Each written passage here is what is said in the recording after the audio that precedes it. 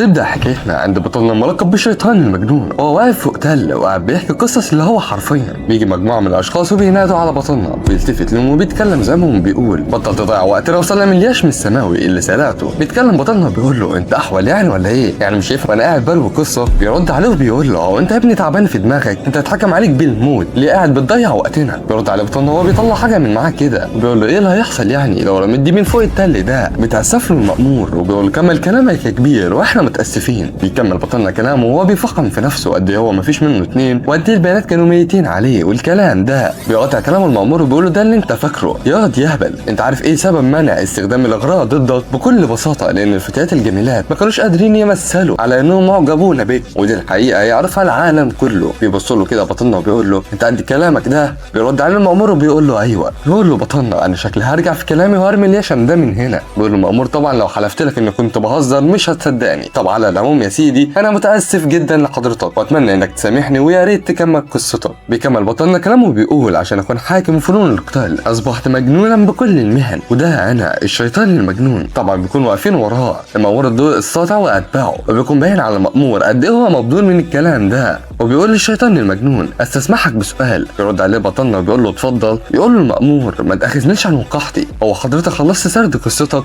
بيرد عليه بطلنا وبيقول له لا لسه. فبيتبدل المأمور اكتر. بيكمل بطلنا كلامه وبيقول بعد تحمل الموقف ده بقى كل شيء بلا معنى والاوقات اللي قضيتها بالسفر لتحقيق العداله لهذا العالم. بيقطع كلام المأمور وبيقول له هو انا بس لو ما كنتش غلطان بس هو انت مش من احد اكبر المطلوبين في العالم، ده انت راجل اعلى مني في قائمه المطلوبين وانا اكبر الاعضاء في الطائفه الشيطانيه، مش برضه لقب الشيطان المجنون طلعته عليك قوه العداله. بيبص له كده الشيطان المجنون وبيقول له كلمه كمان وهرمي اليشم ده. يتاسف له المأمور عن وقاحته والشيطان المجنون بيوجه كلامه للمأمور وبيقول له يا مأمور الضوء الساطع نظرا لزي انت عامل زي الكلب العويل ده واضح ان اليشم السماوي ده حاجه جامده فشخ. وبيستغل بطلنا الفرصه دي وبيقعد يضايق فيه. بيتكلم مأمور من تحت لسانه كده وبيقول له مش معنى انك معاك اليشم السماوي يعني تقدر تتكلم براحتك. بيرد عليه الشيطان المجنون وبيقول له ما تيجي تضربني قلمين احسن ولا اقول لك انا هرمي اليشم ده. بيرد عليه المأمور وبيقول له انا متاسف جدا وايه رايك في انك تسيب فكره رمي اليشم ده وخلينا نتفاهم بالهداوه كده. بينفكر عليه الشيطان المجنون بيقول له عايزنا نتفاهم؟ انت ياض يا ابن الصرمه بتلحقني بقالك ايام من غير ما تدينا اي فرصه للراحه، ده عندها يلا ده بسببك ما عرفتش انام او اكل حتى، كل ده كوم وان اقعد اسبوعين من غير ما اعرف اعمل حمام ده كوم تاني، انت ما بتعرفش قد ايه الموضوع ده كان صعب عليا. يرد عليه المأمور وبيقول له اديني بس اليشم السماوي واحنا هنتغاضى عن قتلك وهنخفف حكمك شويه. بيرد عليه الشيطان المجنون بيقول له اديك؟ ده انا هديك فعلا، هديك واحد قلوط ملوكي من بتوعي. وبيبلع اليشم السماوي بيقول له ده في الحقيقه طلع طعمه بطعم الخوخ. بيقف كده المأمور وبيتوتر من فكره القلوط ده وبعدين بيستوعب ان الشيطان المجنون بلع اليشم وبيجن جنونه وبيقبل اتباعه بالهجوم. بيقف بطلنا وقفه استعداد بيهجم عليه الاول بيتفادى هجومه وبيضربه بالبوكس اللي بيطيره بعيد وبقوه بينزل على ظهره بيخليه زي التليفون الفل بيتنيه حرفيا. وراهم التالت بيهجم وهو بيرتعش بيجمع بطلنا قوته وبوم البوكس اللي بيزلزل المكان. بيتكلم الشيطان المجنون المأمور بيقول له ما تسيبك يا معلم من اللعب العيال ده وتعالى راجل لراجل. بيؤمر المأمور اتباعه بالتراجع. بيتكلم الشيطان المجنون بيقول له ده حتى الكلاب طلع لها الصوت، ده انت ما كنتش تجرؤ على اظهار وجهك امامي لما كنت بكامل صحتي ولكنك الان تتصرف بتفاخر وبتعالي كما لو انك الاقوى هنا. بيهجم عليه المأمور وبيقف الشيطان المجنون وقفه استعداد وبيهجم عليه هو كمان بينتج انفجار مهول وبيطير الشيطان المجنون من اثر الهجوم ده. بيقول شكل رغبتي في قتله بحالتي دي موضوع مبالغ فيه. ومن ورا الدخان بيظهر مأمور وحرفيا دراعه ما بيكونش نافع تاني. بيتكلم وبيقول قدرتك على اخراج كل الطاقه المهوله دي فده يعني انك كنت تمتلك قوه اكبر بكتير من ما يعرفها العالم عنك. وبعد ما بيلاحظ ان الشيطان المجنون هيهرب منهم وبيزعق باعلى صوته وبيشتم فيه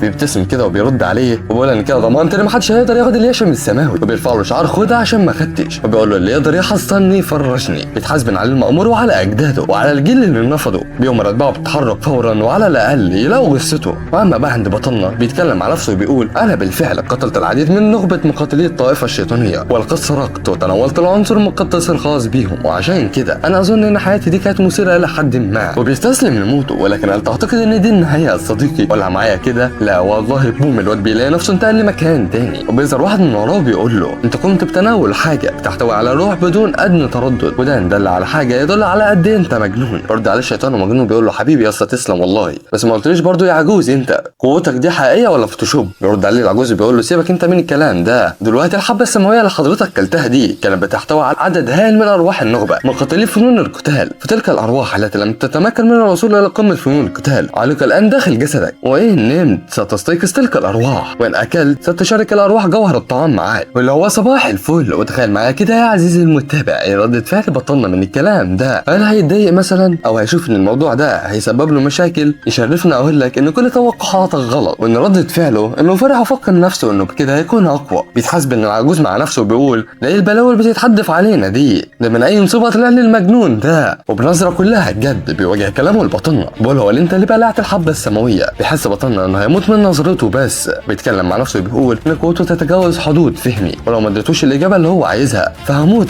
بلا ادنى شك. بيتكلم العجوز وبيقول له جاوبني من غير كذب او خداع. بيرد عليه بطلنا وبيقول له هو في الحقيقه انا ما اكلتش لانه كنت عايز كده، انا بس كنت عايز اتاكد ان قائد الطائفه الشيطانيه مش هيقدر ياكلها. بيقول له العجوز ليه مش عايزه ياكلها؟ بيرد عليه بطلنا وبيقول له انا بكره الراجل ده لانه ما بيشوفش الناس بالتساوي، ومش هقدر استوعب حجم الدمار اللي هيحصل على العالم لو واحد زي ده بقى اقوى. بيرد عليه العجوز وبيقول له يعني افهم من كلامك ده انك ما بتحبوش لانه لا يرى الاخرون كالبشر، وعملت كده لانك مش عايز شخص زيه يبقى اقوى.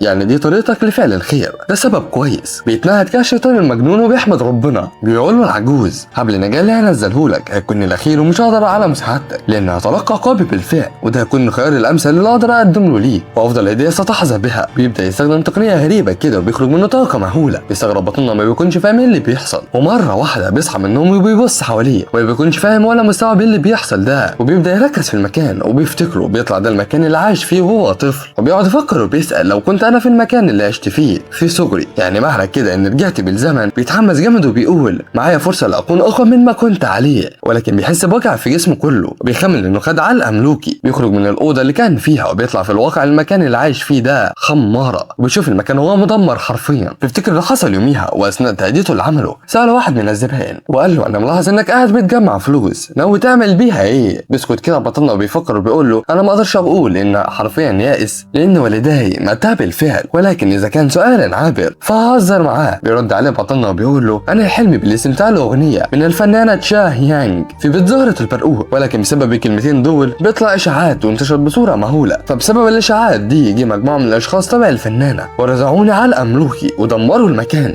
ولكن بطلنا ما بيهتمش بالكلام ده والهم دلوقتي تفقد حالته الجسديه، وبعدها يقرر هيعمل ايه وبيرجع للاوضه وبيقعد يقول انا فاكر ان في الوقت ده ما كانش عندي اي طاقه تشي ولكن هحاول. ولكن بيبدا التدريب بفن رحله عبر الاراضي الفولاذيه اللي استخدمتها في وقتي كالشيطان المجنون. بيغمض عينه وبيركز، والمعجزه حرفيا بالنسبه له انه تكون معاه تشي وبيقعد يتدرب لحد لما الليل بيطلع عليه، وبعد ما بيخلص بيكون مصدوم من التطور اللي حصل له. بيقول له حتى لو انا معتاد على فن التدريب ده مستحيل اوصل للمرحله الاولى بالسرعه دي، وغير ده كله في طاقه غريبه في جسمي. استنى لحظه، هو ممكن العجوز ده كان يقصده بكلامه لما قال ده الخيار الافضل استطيع منحك اياه وافضل هديه قد تحظى بها هي الطاقه دي واللي كان قصده عليها. هو كل ده ممكن يكون له علاقه بالحبه السماويه، ولكن من المؤسف ان نص الطاقه اللي في جسمي ما بتتحركش. على العموم مفيش داعي للاستعجال دلوقتي. وبيخرج بطلنا وبياخد بص على المنطقه اللي هو فيها، وبالمناسبه بيكون اسمها مقاطعه اليانج، وبيبدا التجول داخل اركان المقاطعه وبيستعيد ذكريات الماضي. وفي واحد بياخد باله منه وبيقول له مش ده الولد اللي من حاله جهه؟ بيستغرب صاحبه اللي جنبه هو انت لسه عايش؟ وبيبداوا الناس ياخدوا بالهم منه، وبيتكلم واحد فيهم بيقول انا سمعت انه خد علقه ملوكي من كام يوم بس ازاي هو لسه بيتمشى على رجليه. وبيبداوا يتريقوا عليه. بيكون بطلنا سامعهم بيقول مع نفسه ولاد الصرمه دول فاكرين نفسهم بشوات وهم ما لهمش اي طلب. على العموم اصبروا عليا وانا اعرفكم يبقى مين الشيطان المجنون. واثناء تجوله بيوصل لبيت زهره البرقوق وبيفتكر كل اللي حصل له من ضرب وشتيمه ونظرات احتقار والياس اللي وصل له ومن تدبير الحانه بتاعته والكلام الناس عليه. بيقطع تفكيره صوت واحد بيكلمه بيقول له انت بتعمل ايه هنا؟ اوعى تكون ناوي على احراج بيت زهره البرقوق، ولكن هل هتقدر اصلا؟ اكيد هتخاف وهتعيط وهتطلع تجري من هنا لان انا شفتك وانت بتتفشخ. يلا انا مصدوم بصراحه انك لسه عايش وجاي لهنا كمان عشان تتفشخ تاني، وانت ما بتردش ليه؟ وانت كمان بتخرس بعد ما اتفشخت ولا ايه؟ برد عليه الشيطان المجنون وبيقول له هو انت قلت لي اسمك ايه؟ الراجل بيجن جنون وبيهجم على الشيطان المجنون، ولكن بكل لا مبالاه بيتفادى هجومه واحلى مسا عليه. بيتحرك الشيطان المجنون ناحيه بيت زهره البرقوق، ولما بيوصل بياخد الحارس باله ان هو الولد اللي فشخوه من يومين. بيزعل بطلنا بيقول له انت عايز تتفشخ تاني ولا ايه؟ برد عليه الشيطان المجنون بيقول له هي دي طريقتهم بالترحيب بالضيوف.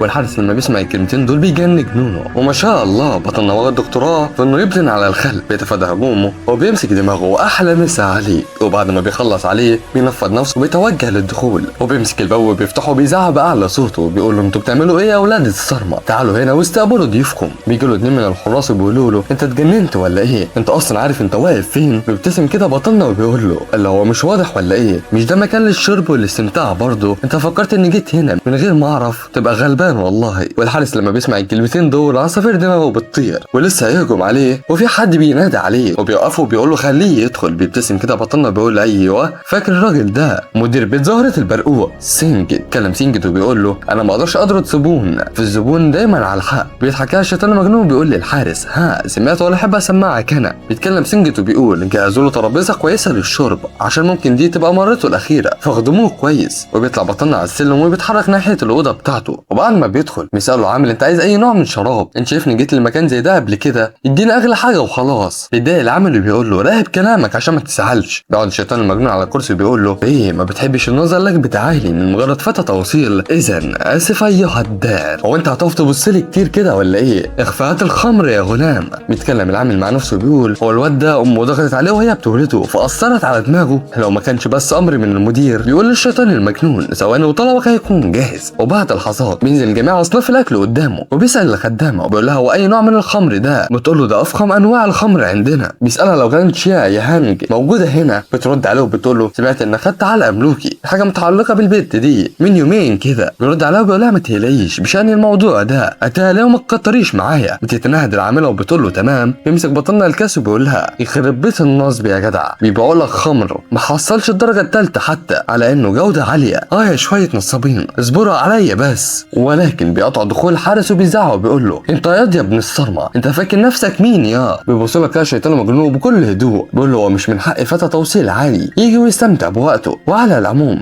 انت كان اسمك دواين جوك هدى اعصابك يا عم وتعالى اتفضل واشرب معايا. بيتحرك الحارس وبيقعد وبيتكلم الحارس وبيقول للشيطان المجنون هو لما ضربناك من يومين هو ده اثر على دماغك ولا حاجه؟ بيتجاهل كلامه وبيقدم له الكاس عشان يشرب معاه. بياخد منه الحارس وبيقول له ما تعملش مشاكل وخلص شرابك واخفى من هنا. بيبتسم له كده وبيستفزه بيتعصب دون جوك وبيحاول يضربه ولكن على مين؟ بيمسك الشيطان المجنون العصايه بتاعت الاكل وبيخرم ايده بيها وبيقول له هو انت يا ابني مصر تتضرب؟ انا كل اللي عايزه الشرب بهدوء ورؤيه الشاي يعني. ليه بقى انتم مكبرين الموضوع عاملين زي الكلاب المسعوره؟ وبقطع كلامهم دخول الشاي يعني وبتؤمر الحارس بالخروج. بيتكلم الشيطان المجنون وبيقول له ايوه اطلع بره. والمره دي الحارس ما بيكونش قادر ينطق بحرف وبيخرج فعلا. وبعد ما الحارس بيخرج تتحرك وبتقعد شاي معاه وبتقول له انا عايزك تمحي فكره النوم معايا دي خالص من دماغك، وحتى لو جبت لي شنطه مليانه بالذهب والفضه فمستحيل انام معاك. هو انا شغاله هنا بس مش بنام مع اي حد وبالسلام. لا شريفه بروح امك. بيرد عليها الشيطان المجنون وبيقول لها انا جاي هنا مخصوص عشان اصحح معلومه الغلط اللي انتشرت عليا. انا ما قلتش اني بجمع فلوس عشان اجي وانام معاك. انا كل اللي قلته هو اني اردت السماع اغنيه مني لانك قلت انك بتبيعي فنك وليس جسد، ودي حاجه انا قلتها كهزاره اصلا. بتتصدم من اللي سمعته وبكل لا مبالاه بيقول لها السبب في مجيئي هنا عشان اصحح معلومه بس وما تاخديش مقلب في نفسك يعني، ويلا اطلع بره من هنا.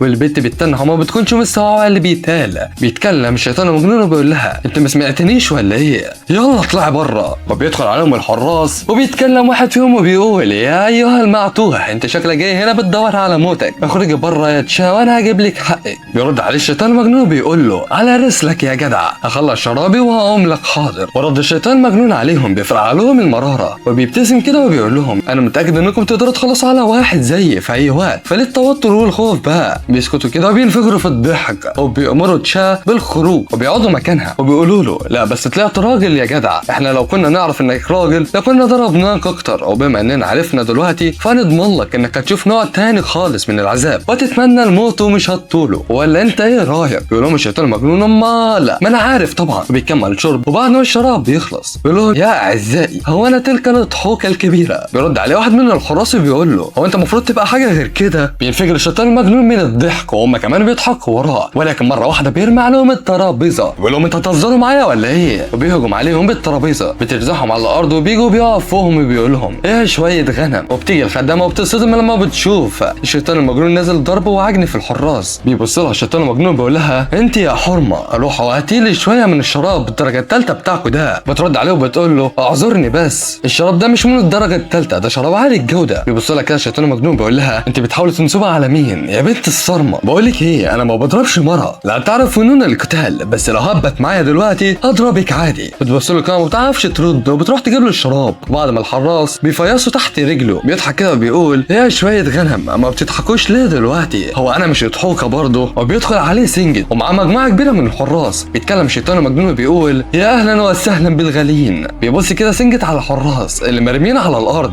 بيقول لا انت اتجننت ولا ايه؟ انت بالطريقه دي هتسبب في نهايتك هنا. بيرد عليه الشيطان المجنون وبيقول له يعني هموت يعني؟ بيقول له سنجد ايوه. بيضحك كده الشيطان المجنون بيقول له عليا النعمه انت بق ومش هتعرف تعملوا معايا اي حاجه، وده بكل بساطه لاني الاقوى هنا. بيتعصب جامد سنجد وبيهجم عليه، ولكن بيتفادى الشيطان المجنون هجومه وبيمسكه الاول وعلى دماغه. الواد بيدروخ من الخبطه والحراس بيجروا عليه وبيطمنوا وبيشوفوه كويس ولا ايه الدنيا. بيتكلم الشيطان المجنون وبيقول من عليه الدور يا رجاله، وحرفيا محدش بيستغرب يرد عليه. وبيتحرك سنجد وبيمسك سيفه. بيتكلم الشيطان المجنون بيقول له فكر كويس قبل ما تاخد قرارك يا سنجد، فانا خرجت سيفك من غمده فانا هدفنك مكانك. الواد بيترعب وبيتكلم مع نفسه وبيقول تهديده ده مش من فراغ، انا ما كنتش قادر اشوف تحركاته حتى. وبيتكلم وبيهم الحراس بالتراوع. وبيقول للشيطان المجنون انت بتخطط لايه بالظبط؟ هو ممكن انك عايز المالك يجي ويتاسف لك على اللي حصل لك من يومين.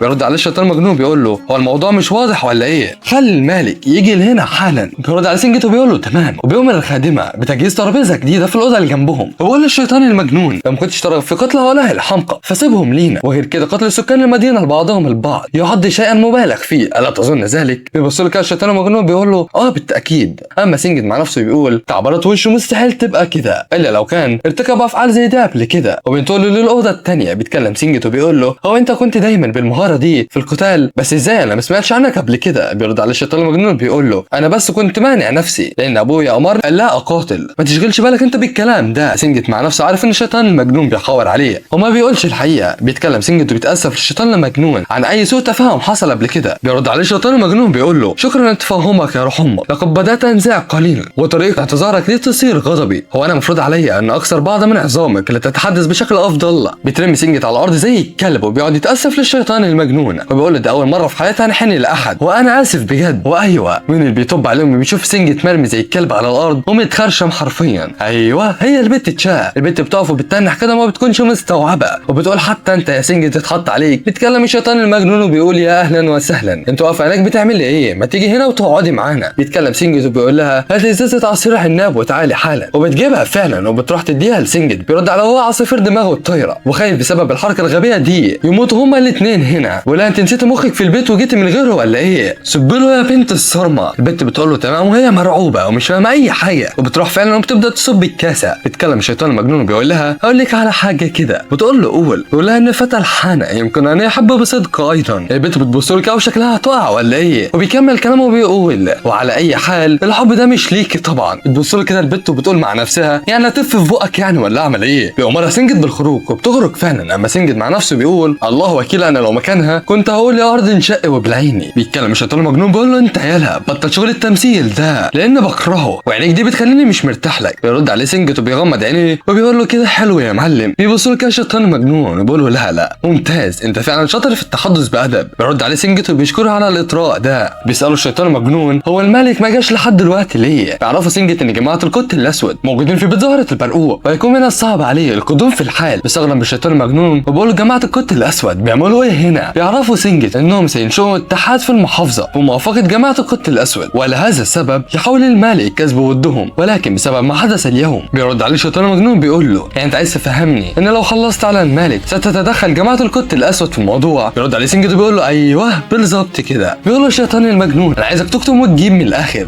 وسيبك من اللف والدمران اللي انت بتعمله ده. بيرد عليه وبيقول له الشربه مع الملك والتراجع بهدوء وطبعا القرار النهائي ليه. بيقول له الشيطان المجنون ايه رايك في ان الملك واتباعه يكونوا تابعين ليه وبهذه الطريقه لن تتدخل جماعه القط الاسود؟ بيتوتر كده سنجد وبيقول له يعني انت فاكر انهم هيعملوا كده بجد؟ بيبتسم كده الشيطان المجنون وبيقول له هو بالحديث عن الموضوع شكل كده عليها انشاء مدينه في محافظه اليانج وعليكم يا رفاق بالانضمام لي كاتباع. وسنجد بيديله تعبير اللي هو بيقول له الشيطان المجنون انا هديكم اختيارين، الاول انضمام ليا بالادب والاحترام والثاني نشيل الادب والاحترام. وان فكرتم ان جماعه القط الاسود ستفوز يمكنك محاربتهم مع المالك وان لم تعتقد ذلك فانضم لي. بيسكت كده سنجد وبيفكر وبيقول هو ايه اللي خلاه يغير رايه كده؟ هو مستوعب اصلا هو بيقول ايه؟ مش من المنطقي ان يجي فتى ويتحدث على انشاء مدينه كما لو الامر بسيط. وغير ده كله ايه مصدر القوه بتاعته دي؟ وشكلها وبعد كده الاحداث هتولع يا صديقي. بيقوم الشيطان المجنون من مكانه وبيقول له سنجت على فين يا كبير؟ ما تستنى شويه. بيبص له الشيطان المجنون بيقول له ليه؟ هو انت فاكرني ههرب بروح امك؟ بيقول له سنجت ايوه انت ليه خفت دلوقتي؟ بيقول له الشيطان المجنون انتم شكلكم ما تعرفوش لسه. يبقى مين الشيطان المجنون؟ بيسكت كده سنجت وبيقول له نورتنا يا ريس والفاتوره النهارده عليا. بيسيبوا الشيطان المجنون وبيخرج وبيلاقي كل الحراس متجمعين حواليه بيزعقوا بيقولوا لهم افسحوا الطريق ايها الصعاليق، وبيمشوا وسطهم ومحدش قادر يفتح بقه بحرف. ولكن وسط الزحام ده بيخرج الحارس اللي الشيطان المجنون فشخه من شويه. بيتكلم الحارس وبيسال عليه. بيبتسم كده الشيطان المجنون بيقول له ايه يا حمار ما توطي صوتك شويه. والحارس لما بيشوفه بيهجم عليه، ولكن الشيطان المجنون بيضربه البوكس بيوقع له طعم اسنانه وبيطيره وبيرميه بعيد. وبيسموه بيخرج بره المكان وبيتجول في المدينه. واثناء تجوله بيلاحظ محل حداده. بيدخل المحل وبيقول للشغال هناك المعدات الموجوده عندكم بجوده عاليه. يجي له العامل وبيقول له عندنا سكينه للمطبخ. بيقول له الشيطان المجنون لا دم خفيف بروح امك. بيقول له العامل اسمع ايها الفتى، سمعت اشاعه عن تعرضك للضرب منذ ايام، ما تخليش الموضوع ده يخليك تخاطر بحياتك. بيقول له الشيطان المجنون ما تخرس يلا وتوريني بعض الاسلحه اللي عندكم، انا محتاج سيف خفيف او صوت او خنجر حاد. بيوجه العامل كلامه للشغالين معاه وبيقول لهم هاتوا سيف التنين الاسود والصوت التنين الابيض وخنجر تنين السحاب. والعمال بيجيبوا الاسلحه فعلا. وبيقول للشيطان المجنون خد وقتك في الفحص. بيرد عليه الشيطان المجنون بيقول له هشتريهم كلهم لاني مستعجل بس. بيرد عليه العامل وبيقول له كده سعرهم هيبقى 90 قطعه فضيه. بيقول له الشيطان المجنون انا هديك 50 قطعه وهاجرهم منك وهرجعهم لك اول لما اخلص مهمتي. بيرد عليه العامل وبيقول له هتاجرهم؟ ده عامل زي السرقه في وسط النهار. بس بيجي سيد الحداده راس التنين تشون وبيكون ده مالك المكان وبيسال عن اللي بيحصل هنا. بيعرفوا يتابع كل حاجه وبيتعرف تشون على الشيطان المجنون. بيقول ده جده كان زميل تخته يا جدع. بص يا عم المجنون لو بتخطط لخوض حرب ضدهم ولو السبب عشان اللي حصل لك من يومين فانا هجيب لك حقك وهقف معاك ومفيش داعي لتضخيم الامور. بيستغرب الشيطان المجنون من طريقه كلامه وبيقول مع نفسه هو دايما كان كده ولا المستقبل اتغير؟ لما انا اتغيرت على العموم كل ده مش مهم دلوقتي. بيتكلم الشيطان المجنون وبيقول انا بقدر اهتمامك ولكن انا عايز اتولى الموضوع بمفردي. فبيرد عليه تشون وبيقول له طب ايه خطتك الجايه؟ بيقول له الشيطان المجنون ماذا عن تجميع قوات من الحدادين في هذه المنطقه ثم انشاء مقاطعه حدادين التنين؟ بيستغرب تشون وبيقول له وضح اكتر مش فاهم. بيقول له الشيطان المجنون لو الاخوه تشو انشاوا اتحاد في هذه المحافظه فيسرقوا المزيد من الاموال منك، ولهذا اخطط انشاء مجموعه من المقاطعات في محافظه اليانج واتاكد ان جماعه القط الاسود لن تفعل هذا. بيستغرب تشون اكتر وبيقول له تقصد ايه بمجموعه من المقاطعات؟ بيرد عليه الشيطان المجنون هخلي الحدادين ينتموا لمقاطعه التنين الحديد والمعماريين الى مقاطعه تشو وهجمع باقي الوظائف لانشاء مزيد من المقاطعات بالتدريج ومش هاخد منكم اي غرامات ومش هتكون مقاطعه اعلى من مقاطعه تانية. وهدف المقاطعات دي اتاكد من ان مالنا المكتسب لن يسرق من احد. بيرد عليه تشون وبيقول له هو بالرغم من كون الخطه مبعثره ولكنها في الحقيقه تبدو منظمه اكتر. طب هيكون اسمها ايه؟ بيرد عليه الشيطان المجنون وبيقول له هيكون اسمها مقاطعه هاو. بيرد عليه تشون وبيقول له مثير للاهتمام، انا متاكد من قدرتك على الصمود امام الاخوه تشو. بيقول له الشيطان المجنون هتشوف بنفسك. بيتكلم تشون وبيقول للعامل اديله الاسلحه مجانا. بيستغرب العامل وبيقول له يعني مش هتاجرهم حتى؟ بيتجاهل تشون وبيقول للشيطان المجنون هنكمل كلامنا لو نجاوب. بيبتسم كده الشيطان المجنون بيقول له استناني بس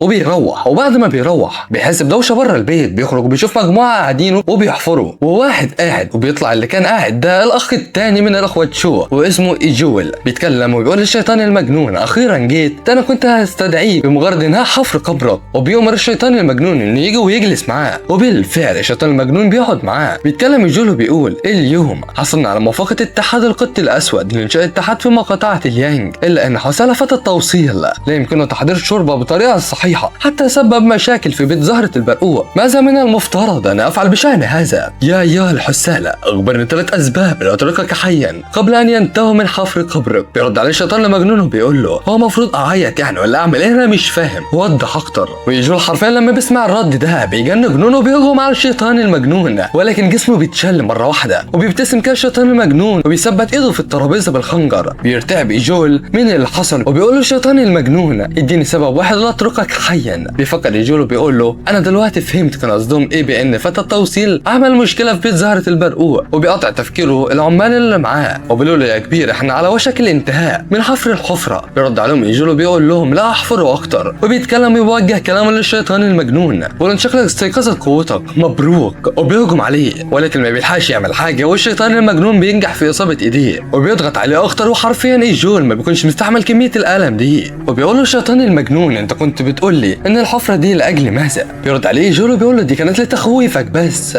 ما بيقتنعش الشيطان المجنون من كلامه. انت برضه ما قلتش السبب ليا يخليني اسيبك عايش لحد دلوقتي. ولكن جولو ما بيردش، بيبتسم كده الشيطان المجنون وبيقول له ما تقدرش تفكر في سبب واحد حتى. انت فاكر ان يوجد سبب لشخص مثلك ان يبقى حيا، ليس فقط انك جزء من تجارة البشر، ولكنك قتلت العديد من الناس بلا رحمة. وعندما اخذت الامور الى المنحنى الذي لا تريده، كان معرفي بين الناس الذين قتلتهم. بيزعل جولو بيقول له لو خلصت عليها دلوقتي فلن يرحمك اخوتي واتحاد القط الاسود. وما بيكملش كلامه وبيخلص على الشيطان المجنون، وبينادي على العمال وبيقول لهم توقفوا عن حفر تلك الحفرة وتعالوا لهنا. وحرفيا العمال بيتصدموا لما بيشوفوا المنظر، وبيقول لهم الشيطان المجنون انتم مستغربين ليه؟ هو بس كان بيلعب بالسكينة ومات من تلقاء نفسه. بيبصوا لبعض وحرفيا مش قادرين يفتحوا بقهم بحرف. وبيتكلم واحد فيهم وبيقول له هو انت تطلع مين بالظبط؟ بيرد عليه الشيطان المجنون وبيقول له مش فاهم قصدك، انا بالطبع فتتوصيل من حان جاها. وحرفيا بيكونوا واقفين ومش عارفين ينطقوا بحرف. بيقول لهم الشيطان المجنون شيلوا اقنعتكم وخلوني اشوف ان كنت اعرف حد فيكم ولا لا. وبالفعل بيعملوا كده. وبيقول لهم الشيطان المجنون انا ما شفتكمش قبل كده بالقرب من مقاطعة اليانج، هو انتم من اتحاد القط الاسود؟ بيرد عليه واحد وبيقول له كلا يا سيدي، احنا بس اتينا مؤخرا لمقاطعة اليانج وكنا نعمل ببيت زهرة البرقوق. بيقول لهم الشيطان المجنون لو الموضوع كده فمعاكم خيارين، الخيار الاول تموتوا انتم الثلاثة هنا، او تدفنوا الشخص الميت وتعودوا لموطنكم. بيتكلم واحد وبيقول احنا هنرجع لموطننا لو سبتنا عايشين. بيتكلم التاني وبيقول على الرغم انني لا يمكنني العودة بسبب ظروف شخصية، ولكني لن اقترب من بيت زهرة البرقوق ابدا بعد كده. وبيتكلم التالت وبيقول انا هعمل زيهم لو سبتني عايش بس. بيرد عليهم الشيطان المجنون وبيقول لهم خلاص اعتنوا بالشخص الميت ده وانصرفوا من هنا. بيتكلم واحد فيهم وبيقول للشيطان المجنون هو انت مش محتاج اي عامل في المطبخ، اصلا انا مش هيكون عندي اي طريقة لاجل يقوت يومي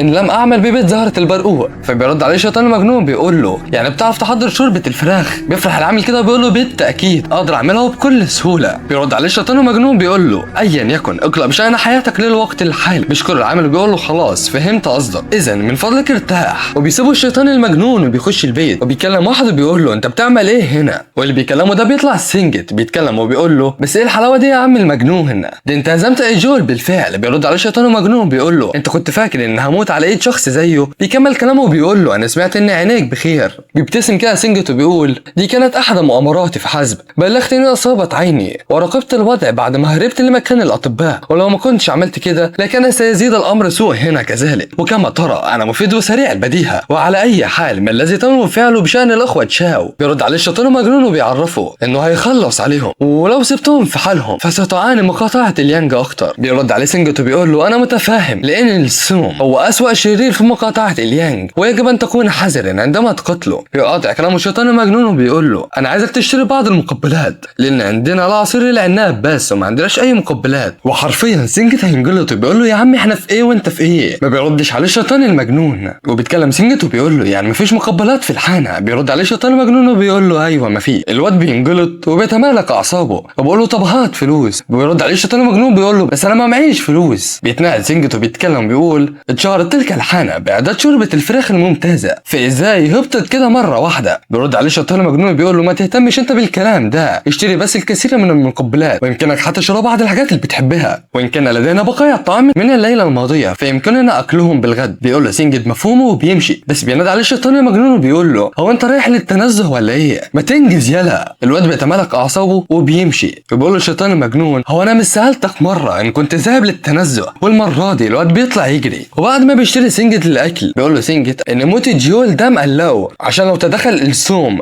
او اتباع القط الاسود فهتبقى مشكله. بيقول له الشيطان المجنون لو كنت قلقان فعلا فعليك بالتدريب ايها الحقير، عمال تقول لي انك قلقان من غير ما تعمل اي حاجه. بيرد عليه سينجت وبيقول له يعني ايه المفروض اعمله يعني؟ بيقول له الشيطان المجنون لازم تتوقف عن التفاؤل بهذا الهراء. وهنا السينجت ما بيقدرش يستحمل وبينفجر في الشيطان المجنون وبيقول له انت فاكر نفسك مين؟ من المستحيل ان تكون ذلك الفتى توصيل، اكيد انت واحد تاني ومتنكر بيه. ولكن الشيطان المجنون ما بيردش عليه. وسينجت بيتنهد وبيقول له يلا بينا نخلص على اتحاد القط الاسود. بيتنهد كده الشيطان المجنون وبيقول له تمام بس خلينا اخلص مشروبي الاول. بيرد عليه سينجت وبيقول له هو انت ليه محسسني انك رايح تلعب مش رايح مهمه للقضاء على اتحاد القط الاسود؟ بيقول له الشيطان المجنون لو كنت هخلص عليه فمن الافضل ان اعمل المهمه دي بدري، بس المشكله الاكبر هي الاخ سومو يون لاني مش عارف مكانه. بيرد عليه سينجت وبيقول له هي بس مساله وقت حتى يرجع لبيته. بيقول له الشيطان المجنون يعني لو الموضوع كده تفتكر انك تقدر تخلص عليه بنفسك؟ بيرد عليه سينجت سينجيتو بيقول له اثق في انني استطيع الاعتناء بشخص مثله بنفسي، ولكن منذ اصابت عيني فقد يكون الامر صعب علي. بيقول له الشيطان المجنون بطل لف ودوران وعايز اسمع كلمه واحده، هتقدر ولا لا؟ بيقول له سينجيت انا استنى اللحظه المناسبه واشوف ان ما كنت استطيع استغلال مهاره التخفي بتاعتي، وده عشان ابقى سينجيت راجل التخفي الفشيخ. بيقول له الشيطان المجنون يعني اعتمد عليك ولا ايه؟ بيقول له سينجيت ايوه تقدر تعتمد عليا. بيقول له الشيطان المجنون احنا كده يجب ان نتاكد ان الجميع قادرون على الحصول على ما يستحقونه من مال، ونتاكد ان الناس زيك ما ينسوش على ناس غيرهم، ونعتني بالمرضى عندما يحتاجون المساعده، وان اراد احد ما الرجوع للدياره فنسيبه يمشي. بيقول له سينجيت بس اللي بتقول عليه ده هيكون صعب. بيقول له الشيطان المجنون ما احنا لازم نعمل كده عشان هو الصعب، لانه سيكون من الافضل موت عزيزنا سينجيت بيداي. الواد سينجيت بيبعد عليه بالعافيه وبيقول له ده لو كده الموضوع هيبقى سهل، ما تقلقش انت بس. بيرد عليه الشيطان المجنون وبيقول له بس اهم حاجه تعتني بالامر كويس، ولو سبت الامور عليك وبعد بالفشل فستاكد بنفسي انك تروح تقابل الاخوه تشو. بيرد عليه سينجيت وبيقول له يعني دلوقتي انت عايزني اساعدك وبتهددني في نفس الوقت؟ ده انا شكلي هتقاعد وارجع لبيتي احسن لي. بيقول له الشيطان المجنون بالسلامه يا حبيبي، الباب يفوت جمل، بس ما تزعلش لو نجحنا في المهمه دي وبقى عندنا 3 بيوت زي زهره البرقوق وجبت واحد مكانك يمسكهم. الواد عينيه بتلمع كده بيقول له يا عليك ده انا كنت بهزر، بس اهم حاجه نبدا المهمه امتى. بيقف الشيطان المجنون كده وبيقلع هدومه، الواد جسمه بيجيب جاز وبيتوتر كده ما بيكونش عارف يقول ايه. بيقول له الشيطان المجنون انت بتفكر في ايه بس؟ انا عايز اخد هدومك. وبيقوم فعلا سينجيت وبيقلع هدومه وبيقعد يتحاسبن عليه، وبيبص له كده الشيطان المجنون، فبيقول له سينجيت مالك بتبص لي كده ليه؟ انا بتحاسبن على السوم. وبعد ما الشيطان المجنون بيغير لبسه وبيقول لسينجيت ايه رايك؟ بيقول له سينجيت لا ممتاز. وبيخرج الشيطان المجنون فبيقول له سينجيت خد بالك على الهدوم. وبعد ما الشيطان المجنون بيوصل لبيت السوم وبيسال عليه، بيرد عليه الحارس وبيقول له انت تطلع مين؟ انا واحد من اتحاد القط الاسود، خدني دلوقتي للمالك. بيرد عليه الحارس وبيقول له لو انت من الاتحاد فممكن تعرفني اسمك، ولكن الشيطان المجنون بيديله كف ملوكي وبيقول له انا مش فضيلك اروح امك، خدني ليه حالا. بيتاسف له الحارس وبياخده على مكانه وبيقول له استريح ثواني وهنادي المالك. بيتكلم الملك السوم دي اول مره اشوفك فيها، تطلع مين بالظبط وايه رتبتك بين اتحاد القط الاسود؟ بيرد عليه الشيطان المجنون وبيقول له مين قالك ان انا من اتحاد القط الاسود اساسا؟ بيرد عليه السوم بيقول له اتبع اللي قال لي. بيضحك كده الشيطان المجنون وبيقول له انت ما تعرفش انا مين بجد. وهنا السوم بيجن جنونه بيقول له هو انت فتى التوصيل اللقيط ازاي من حان الجهه؟ بيرد عليه الشيطان المجنون وبيقول له ما انت عارفني اهو، ليه الاستعباط بقى من الاول؟ بيرد عليه وبيقول له انت شكلك اتجننت خلاص، بس استنى انت ازاي لسه عايش وانا متاكد ان اخي غادر قائلا انه هيخلص عليك بنفسه. بيبتسم له كده الشيطان المجنون وبيقول له هي الاجابه مش واضحه ولا ايه؟ انت تقدر تقول كده ان سبب كوني حيا لحد الان هو اني خلصت على اخوك. بيتكلم السم وبيقول للشيطان المجنون انت عايز تفهمني ان اخويا مات على ايديك، انت هتهزر معايا ولا ايه؟ بيقول له الشيطان المجنون مفيش يا عم، لقيته جالي البيت وكان بيلعب بالسكينه ومات من تلقاء نفسه. والسم ما بيقتنعش بالكلام ده وبيهجم عليه، ولكن الشيطان المجنون بيصد هجومه بكل سهوله وبيرميه بعيد. وبيستغرب السم من قوه الشيطان المجنون وبيقول له الشيطان المجنون لو مش ناوي تهاجم فههجم انا. بيترعب السم وبيحاول يصد الهجوم ولكن ما بيقدرش، ومن قوه الهجوم الجدار بيتدمر وبينزل السم على رجله وبيكون بينزف، ما بيكونش مستوعب نهائي ايه اللي حصل ده. وبيقول الشيطان المجنون ازاي عملت كده؟ ما بيردش عليه الشيطان المجنون وبيمسكه وبيقول له انت فاكر بروح امك انك انت بس اللي بتقدر تتعلم فنون القتال؟ يا لها من قذاره لراجل قتل وباع الناس كانهم عبيد. وبيمسكه وبيقول له انت اللي زيك يستحقوا الموت 1000 مره. بيترعب السم وبيقول له استنى بس، وما بيلحقش يخلص كلامه وبوم احلى مسا عليه. والبيت بيهتز من قوه الاصطدام وبيجي الحراس وبينادوا باسم السيد السوم. بيقول لهم الشيطان المجنون ايه فايدتكم بعد موت سيدكم؟ وبيسكت وبيقول لهم انا عايزكم تاخدوا السوم كمثال من اليوم، اي حد هيفكر بس انه ينشئ اتحاد مصيره هيكون زي مصير السوم. والحراس مرعوبين ومش قادرين يفتحوا بقهم بحرف. بيرجع الشيطان المجنون لسينجيت بيتوتر سينجيت وبيقول له هو انت رجعت ليه؟ هو انت مش قلت لي انك رايح تخلص على السوم؟ بيقول له الشيطان المجنون انا خلصت عليه فعلا. بيتصدم سينجيت وبيقول له مستحيل انت بتكذب عليا. بيقول له الشيطان المجنون بسيطه يا عم، لو مش مصدقني روح اتاكد بنفسك. بيسكت سينجيت وبيقول مع نفسه ازاي عمل حاجه زي دي بالسرعه دي؟ ودلوقتي هو رجع بعد ما خلص عليه ولم يصب بخدش. بيقطع تفكيره الشيطان المجنون وبيقول له نظف المكان قبل ما تمشي. وطبعا سينجيت ما بيكونش طايق المعامله دي بس بيتقبل الامر الواقع وبيقعد يدور على المكنسه. اما بقى عند الشيطان المجنون بيكون داخل الاوضه بتاعته وبيقول اخيرا بعد المهمات دي اقدر اكمل تدريبي دلوقتي. بيتنهد وبيبدا يشعل التشيف جسده. وبينتهي معنا المشهد بعد عده ايام وبتنتقل الاشاعات في الارجاء عن موت السوم على يد فتى التوصيل. وطبعا الناس ما بتكونش مصدقه اللي بيتقال. بيرد عليه واحد وبيقول له ده انا حتى ما شفتش اخوه الاول، هو ممكن يكونوا ماتوا سوا، وسنجد بيكون ماشي وسط الناس، واضح ان الكلام ده مفرحه قوي. واما بقى عند بطلنا فبيكون لسه مخلص تدريب وبيقول اخترقت من مرحله الخشب الى مرحله الملح، حرفيا سرعه تدريبي في حياتي اللي فاتت لا تقارن اطلاقا بسرعه تدريبي في حياتي دي. غير ده كله اقدر اكون اقوى مما كنت عليه في حياتي اللي فاتت، وحرفيا بسبب اختراق بطلنا لمرحله الملح انفجار الرواسب من جسده لجميع انحاء الاوضه، وبسبب كده ريحه المكان بتبقى زي الزباله، ولكن ريحه الزباله دي بتكون بالنسبه للشيطان المجنون اكبر مكافاه ليه، ولانه بخروج الرواسب دي هيكون جسمه اكتر توافقا للتدريب على فنون القتال. بيزعق سنجد وبيقول هو ايه ريحه الخرا دي؟ بيخرج له الشيطان المجنون، وسنجد بيكون هيجيب اللي في بطنه، بيقول للشيطان المجنون انت شخيت على نفسك ولا ايه؟ وطبعا الشيطان المجنون بيتمالك اعصابه بالعافيه، ولكن سنجد شكله عايز يتضرب النهارده، وبيقول للشيطان المجنون انت يا عم لو كنت عايز تعمل حمام كنت تقدر تعملها في الحمام او حتى تعملها بره البيت، مش لازم تعمل على نفسك يعني. بيمسك سنجد سيفه وبيزعل الشيطان المجنون وبيقول له روح استحمى يا عم هتموتنا بريحتك دي. بيتمالك الشيطان المجنون اعصابه وبيروح يستحمى فعلا، وبتجيله البت تشاء وبيقول لها الشيطان المجنون انت ايه اللي جابك؟ بتعرفه ان سنجد امرها بكده، وعشان كده هي جايه تحضر له الحمام وتجفف له جسمه بعد ما يخلص. بيقول لها الشيطان المجنون انت مش مجبره على كده، وغير ده كله انت قلت ليا مره قبل كده انك بتبيعي فنك وليس جسدك، وعشان كده المفروض تعملي بكلامك ده، ويلا امشي من هنا. وسنجد حسابه معايا بتشكره تشاء وبتخرج، واثناء استمتاع الشيطان المجنون بالاستحمام بيدخل عليه سنجد وبيزعق وبيقول له انت لسه بتستحمى ومحنا في مشكله كبيره، المكان بيولع. بيتكلم الشيطان المجنون وبيقول له هو انت عامل كل الهيصه دي عشان شويه حريق؟ بيرد عليه سنجد وبيقول له المكان اللي بيولع ده يبقى الحانه بتاعتك. وننتقل بالمشهد عند حانه جهه، وحرفيا الحانه كلها بتكون ولعت، ووسط الناس بيكون واقف الشيطان المجنون وبيسمع الكلام اللي بيتقال. بيتكلم واحد وبيقول اسمعوا كويس يا اهالي المحافظه، من الان فصاعدا اي حد يساعد او يخبي الفتى التوصيل هيموت على يدي. بينادي واحد وبيقول يا سومو يونج ان قبر اخوك ورا البيت، هتعمل ايه لو لم يستطيعوا اخماد النيران واخراج جثته؟ بيتعصب جامد وبيقول مين اللي بيتكلم؟ بيخرج له الشيطان المجنون وبيقول له ده انا يا روح امك. بيستغرب سومو يونج وبيتكلم وبيقول هو مين المعتوه ده؟ بيتكلم الشيطان المجنون وبيقول له ده انا فتى التوصيل. بيتوتر سومو يونج وبيتكلم الشخص اللي جنبه وبيقول له هو ده اللي انت عايزنا نخلص عليه؟ بيقول له اجل يا سيدي. بيقول له انت لا عايز نقتل فتى التوصيل للدرجه دي؟ بيستغرب سومو يونج وبيقول له وضح لي قصدك ايه بكلامك ده؟ بيقول له الراجل هو مش اخوك قال انه يريد انشاء طائفه في محافظه اليانج، ولكن هو مش قادر حتى على قتل فتى التوصيل، ايه ردك على الموضوع ده؟ فانت دخلت ولوحت بسكينه حتى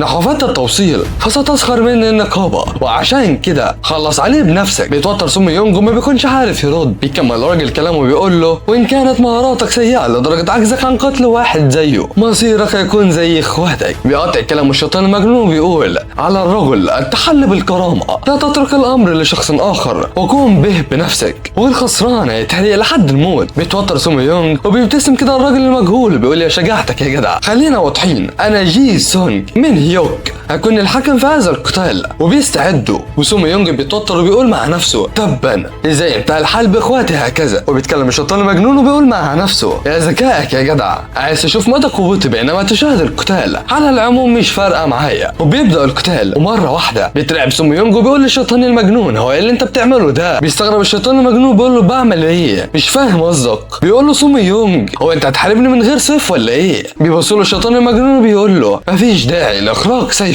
امام شخص مثلك. بيتصدم سومو يونج وبيهجم على الشيطان المجنون وبيتفادى الشيطان المجنون وبوم بيرزع بوكس بيرميه على الارض. بيقول له الشيطان المجنون ايه يا عم سومو يونج ده انا لسه ما سخنتش حتى، شد حيلك كده. بيتعصب سومو يونج وبيقوم وبيهجم من تاني وبيتفادى الشيطان المجنون هجومه وبيقول له ما ترخيش دفاعك امام عدوك. وبيمسك ايده وسومو يونج ما بيكونش قادر يتحرك. بيقول له الشيطان المجنون انت مغرور زي اخواتك وزي ما توقعت علي ارسالك لاخواتك.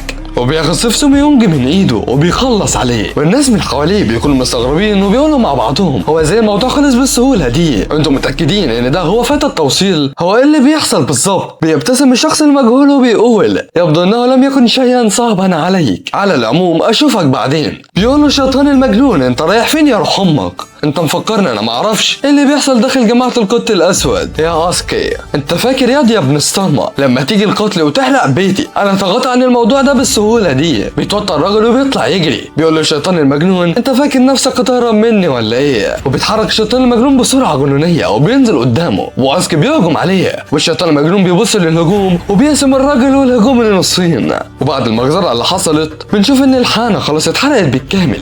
بيكون سينجت واقف وبيتفرج وسط الناس وحرفيا مظلوم من قوة الشيطان المجنون. بيزعق الشيطان المجنون وبيقول انتوا ليه حرقتوا الحانة يا ولاد الصرمة؟ شكلي كده هحرقكم معاها. بيترعبوا وبيتأسفوا للشيطان المجنون وبيستحايلوا عليه انه ما يقتلهمش. بيتكلم الشيطان المجنون وبيقول هو انا مش سألت عن سبب حرق الحانة ليه ما حدش رد عليا. بيتكلم سينجت وبيقول لا تعتقد انهم احرقوها لان رائحتها مثل الخرا، وانا اول حاجة فكرت فيها بعد ما شميت الريحة دي هي حرق المكان بالكامل. بيستغربوا الناس من الكلام ده وبيقولوا مع نفسهم شكله كده حد شخ فيها ولا حاجه. بيتكلم الشيطان المجنون مع نفسه وبيقول انا شكلي لازم اخلص على ابن الصرمه ده، وبيأمر سينجت انه ياخد كل اللي واقفين هنا ويعيدوا بناء الحانه. بيستغرب سينجت ويقول اشمعنى انا؟ بيرد عليه الشيطان المجنون وبيقول له بتسأل ليه؟ ده انا شكلي كنت لطيف معاك في الايام اللي فاتت، انت فاكر بروح امك اني ما اقدرش اعمل لك حاجه؟ بيسكت سينجت وبيقول اذا كنا سنقوم ببنائها على اي حال فاصبر عليا وانا هعمل حاجه تليق بيه. بيقول له الشيطان المجنون عايزك تبني جدار حول الضواحي بحيث يكون هناك مساحه كافيه وابن قاع للرياضه وبها مكان مخصص للتدريب. سينجت بيجي له احباط كده وبيقول له انت دلوقتي عايزني ابني قاع التدريب لفنون القتال بدلا من الحانه. بيقول له الشيطان المجنون ابن قاع التدريب لفنون القتال بحيث تكون ايضا حانه. بيقول له سينجت خلاص تمام فهمت قصدك وهنسمي المكان نزل زها للتدريب. بيقول له الشيطان المجنون انا بس عايزك بينما تكون بعمل البناء البحث عن اشخاص ذو موهبه. بيرد عليه سينجت وبيقول له هو انت دلوقتي بتحاول بناء تلك المنظمه التي كنت تتحدث عنها؟ بيأكد له الشيطان المجنون معلومه. فبيرد عليه سينجت وبيقول له أتعتقد ان اتحاد القط الاسود سيجلس ويشاهد؟ بيبتسم له الشيطان المجنون وبيقول له اذا فعل هؤلاء الملايين اي شيء سيتولى امرهم بنفسي. بيسأله سينجت وبيقول له طب ايه اسم المنظمه بتاعتنا؟ بيقول له الشيطان المجنون الاسم هيكون هاو مون. بيتكلم الشيطان المجنون مع نفسه وبيقول هاو مون كان اسم اول منظمه انشأتها هكذا سيتم انشائها هنا. بيرد عليه سينجت وبيقول له في الايام القليله اللي فاتت يمكنني وبوضوح ان اؤكد انك لست لي زها الذي عرفته وعشان كده خليني اسالك سؤال.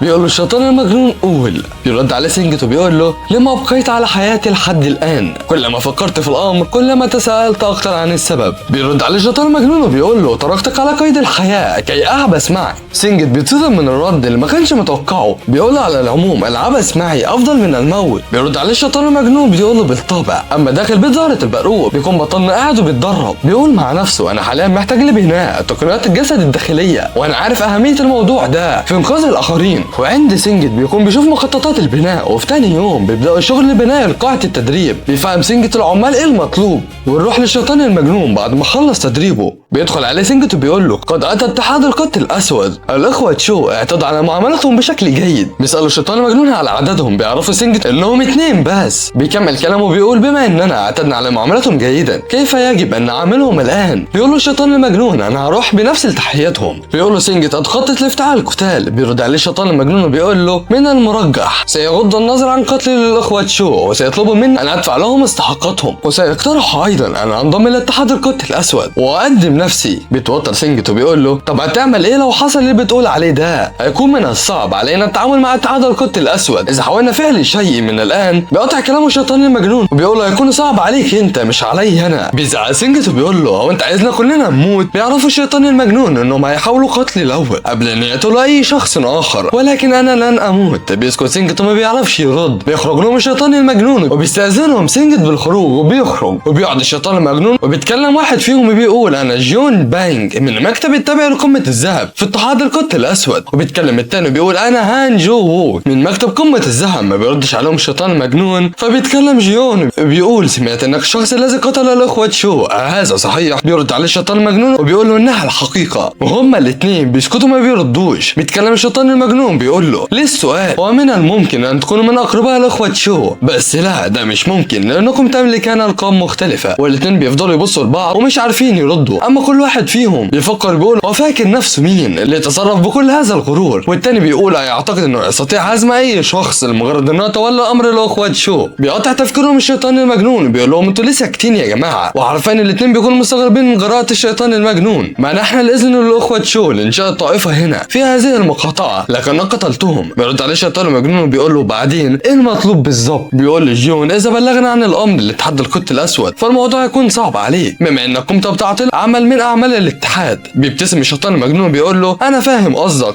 وبيكمل كلامه وبيقول انت دلوقتي عايزنا نستمر بدفع الرشاوي لكم كما كان يفعل الاخوه تشو من قبل. بيضحكوا كده وبيقول جيون يبدو انك لست بهذا السوء. بيرد عليه الشيطان المجنون بيقول له طب ما تيجي نشرب الاول، وبينادي على الانسه السون وبيأمرها وبيقول لها عايزك تجيبي اوسخ نوع شراب عندنا واي وجبات خفيفه عندك. بيرد عليه هان ويقول له مفيش مشكله بالحصول على شراب لكن اتمنى ان نصل لموافقه واضحه قبل مغادرتنا. بيقول له الشيطان المجنون خلينا نركز على الشراب حاليا. وهنا بيخرج هان عن صمته وبيزعق وبيقول للشيطان المجنون انت فاكر نفسك انك تقدر تهرب بكل ما فعلته؟ بيرد عليه الشيطان المجنون بيقول له اتجرؤ على رفع صوتك امامي؟ وجيون وهان حرفيا بيتخرسوا وما بيقدروش يفتحوا بقهم بحرف. بيتكلم الشيطان المجنون بيقول دعوني اسالكم عن شيء واحد، انتوا فاكرين ان اتحاد القط الاسود يمكنه ان ياتي الى هنا وينقذ القمع بدون حدوث اي شيء؟ وهنا هما الاثنين بيترعبوا. بيتكلم الشيطان المجنون بيقول عايزكم بس تفكروا في الامر جيدا، اذا كنت اخشى اتحاد القط الاسود هل كنت لا اقوم بقتل الاخوه تشو؟ وهنا علامات الخوف والرعب بتبان على وشهم. بيكمل الشيطان المجنون كلامه وبيقول على العموم افترض ان لديكم مهاره تتفوق على الاخوه تشو بما ان هؤلاء الثلاثه كانوا في غايه القذاره. اذا لم تتخذوا قراركم الان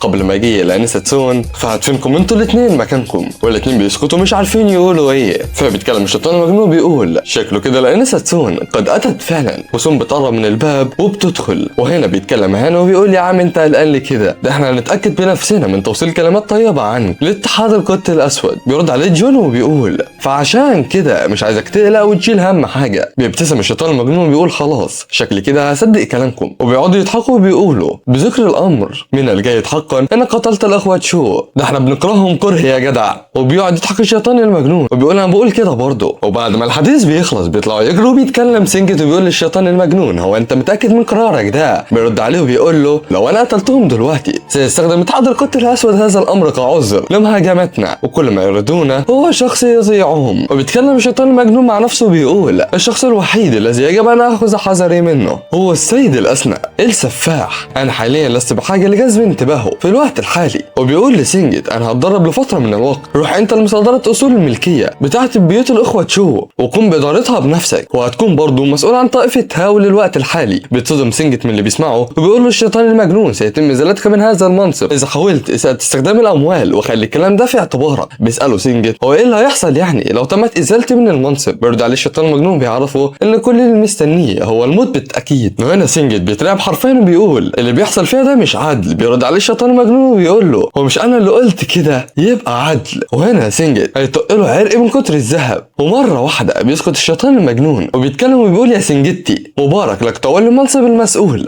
بهذا قد تكون نجحت في حياتك. وسنجت ما بيردش عليه وكان واضح انه زهقان شويه. وبيسيبه الشيطان المجنون وبيمشي وهو بيغني. وبننتقل بالمشهد لراس التنين تشون وبيدخل عليه الشيطان المجنون وبيطلب من العامل يجيب له طبق مكرونه. بيبتسم العامل وبيقول له ثواني وطلبك هيكون جاهز. بيتكلم تشون وبيقول له انك قدرت تقتل الاخوه تشو بس عندي سؤال، هو مش كده هيطردك اتحاد القط الاسود؟ ولو حصل كده فهيموت الكتير مننا. بيقول له الشيطان المجنون ما تقلقش انا عامل حساب كل حاجه، ده حتى لو انتهى بينا الامر في المواجهه فالبقيه هنا هيكونوا بخير بما انني انا من قتل الاخوه تشو. بيتصدم تشون وبيقول له هو انت عايز تفهمني انك تولي امر اتحاد القط الاسود بمفردك؟ بياكد له الشيطان المجنون المعلومه. ما بيكونش تشون مقتنع من اللي بيتقال بس بيضحك وبيقول بما انك قتلت الاخوه تشو وكمان عملت طائفه هوا يبقى حساب النهارده عليك بقى. بيتضايق كده الشيطان المجنون وبيقول له انت بتشحت على قفا فتى توصيل. بيرد عليه تشون وبيقول له بس انت مش فتى توصيل، انت زعيم طائفه هاو الان. وبيدخل عليهم العامل بطبق المكرونه وبالمناسبه اسمه هيونج. بيقول له الشيطان المجنون يا هيونج انت فرد من طائفه هاو برضه. بيستغرب هيونج وبيقول له بس انا مش فاكر ان انضممت الى الطائفه. بيقول له الشيطان المجنون كل من اعرفهم شخصيا انضموا مباشره الى الطائفه وبالتالي يتعين عليك تقديم المكرونه مجانا لزعيمك. وهنا بتغير تعبير وش هيونج وبيقول يا عزيزي الزبون مفيش فلوس مفيش اكل. وبيقطع كلامهم صوت واحد بيقول اخرج لي يا زهق. وهنا بيتكلم هيونج وبيقول يا زعيم الطائفه في واحد بينادي لك بره. بيرد عليه الشيطان المجنون وبيقول له يعني دلوقتي بقيت الزعيم؟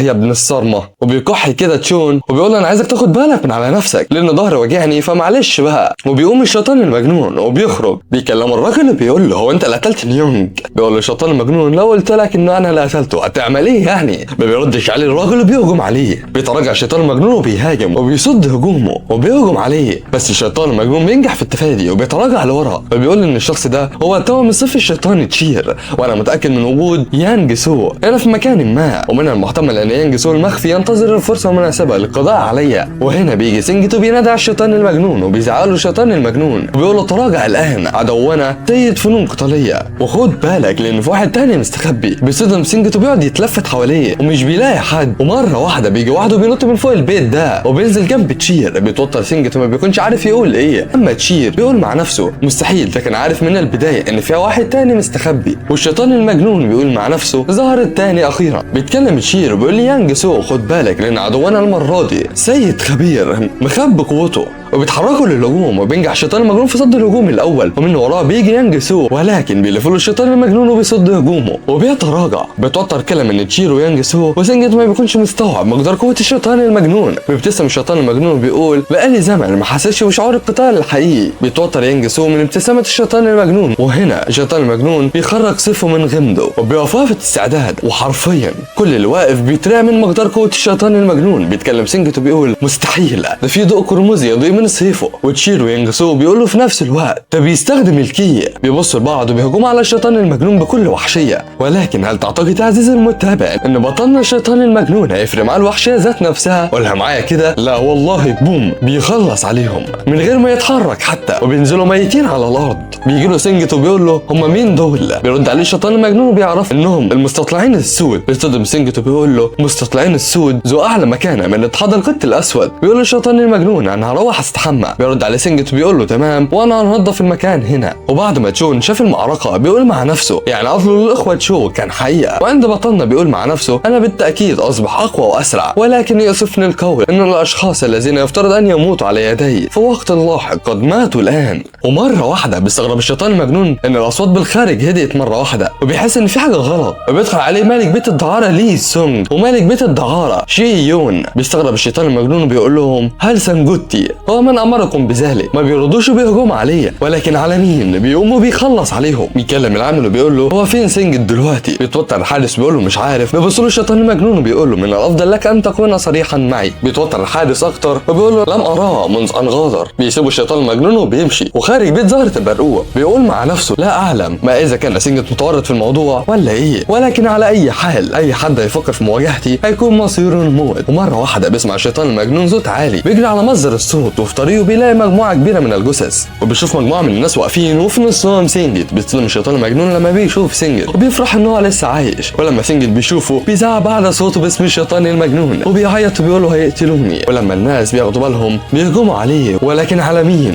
بوم الاول في الثاني في الثالث في الرابع وبيخلص عليهم. بيتنعد سينجت وبيجمع انفاسه بالعافيه وبيقول كيف تجرؤون على خيانتي ايها الاوغاد. وبيوجه كلامه الشيطان المجنون وبيقول له هو انت جيت هنا عشان تنقذني؟ بيرد عليه الشيطان المجنون بيقول له هو في الحقيقه انا جيت لقتلك. بيتصدم سينجت وبيقول له ليه؟ بيعرف الشيطان المجنون اللي حصل معاه. بيستغرب سينجت وبيقعدوا يتساءلوا عن مين اللي بعت الناس دي، ولكن مش بيطلعوا بحل. فبيسيبوا الشيطان المجنون وبيقول له فكك انت من الموضوع ده دلوقتي وروح نام، وبكره كمل شغلك وانا رايح اكمل تدريب. بيقول له تمام. وفي اليوم الثاني بنشوف سينجت وهو شغال على بناء قاعه التدريب، وبنشوف بطلنا كمان وهو قاعد بيتدرب. وبعد مرور شهر بنشوف الشيطان المجنون وهو بيتكلم سينجت وبيقول له يعني ده اللي قدرت تعمله بعد شهر؟ بيرد عليه سينجت وبيقول له من الطبيعي ان الموضوع يطول لانه زاد حجم المبنى، فمن المتوقع ان يتم انشاؤه في خلال سنه. بيرد عليه الشيطان المجنون وبيقول له لا سنه كتير، اتصرف وقلل المده. بيعرفوا سينجت ان الموضوع هيكون صعب قوي، بس هو شاف واحد يساعد في الموضوع ده. وبيجي عليهم واحد وبيعرفوا سينجت ان ده هو قائد فريق البناء اسمه يون جا سانج. ابتسم الشيطان المجنون بيقول مع نفسه ان الراجل ده كان خبيرا بالبناء عندما كنت سيد العشيره هاو في حياتي اللي فاتت. من كان يعلم انها قبله مجددا. بيروح سينجت ليون وبيقول بيقول له القي التحيه على سيد العشيره، وفعلا بيلقي التحيه وبيعرف الشيطان المجنون ان سيد تشون هو من رشحه للعمل. بيرد عليه الشيطان المجنون وبيقول له يا اهلا وسهلا يا سيدي. بيقول لي يون ان سيد تشون قال لي انني ان ابليت حسن في هذا العمل فساصبح رئيس طائفه البناء ولن تطلب مني الضرائب لمده سنه، هل هذا الكلام صحيح؟ بياكد له الشيطان المجنون المعلومه، فبيفرح يون وبيعرفه انه وافق عشان السبب ده وخلي حانة زها بناء عظيم، ولكن عايز اطلب منك حاجه كده. بيقول له الشيطان المجنون اتفضل. بيقول له انا عايز ابني بيوت هنا ليسكن فيها العمال، ويكون من الرائع ان قدمت لنا بعض الطعام الجيد على حسابك. بيسكت كده الشيطان المجنون وبينادي على سينجت وبيقول له عايزك تجيب امهر الطباخين لهنا كل يوم عشان يعملوا احسن الاكل للعمال. بيفرح سينجت وبيقول له تمام، وبينادي الشيطان المجنون على يون وبيقول له لو شغلك عجبني اوعدك انها هخليك رئيس طائفه البناء. بيرد عليه يون وبيقول له سيب الموضوع ده عليا وما تشيلش هم حاجه، وبيسيب الشيطان المجنون وبيمشي. بيروح لسيد تشون بيرحب بيه سيد تشون وبيقول له اخيرا جيت، انا كنت عايز اعمل لك سلاح هديه، حب اعمل لك ايه؟ بيقول له الشيطان المجنون انا عايز سلاح لا يمكن كسره او تانيه حتى حاجه كده مفيش سلاح يقدر يطهيه. بيرد عليه تشون وبيقول له لو عايز المتانه بس فلن يهمك شكل السلاح حتى وان كان عصا او رمح، وهو ده اللي انت عايزه بجد. بياكد له الشيطان المجنون المعلومه. بيضحك كده تشون وبيقول له خلاص قريبا هتكون هديتك جاهزه. بيبتسم كده الشيطان المجنون وبيقول له اتطلع لاستلامها، وبيسيبه وبيمشي. وفي طريقه بيقابله 2 من اتحاد القط الاسود وبيقولوا له هو انت زهق، وبيسيبهم وبيمشي. وهو ماشي بيقول لهم لا انا مجرد فتى توصيل. بيتكلم واحد فيهم وبيقول له استنى بس. بيتلفت له الشيطان المجنون بيقول له عايز ايه؟ بيقول له انا رسول من اتحاد القط الاسود جيت لابلاغك رساله. بيرد عليه الشيطان المجنون بيقول له كمل كلامك. وبيتكلم الرسول وبيقول له يريد سيد القصر عنقاء الذهبي لقائك وقد ارسل لك رسولا بدل من جلاد، فمن الافضل لك الا ترفض، فاذا عدت لوحدي سيكون على الجلاد ان ياتي يا سيدي زها.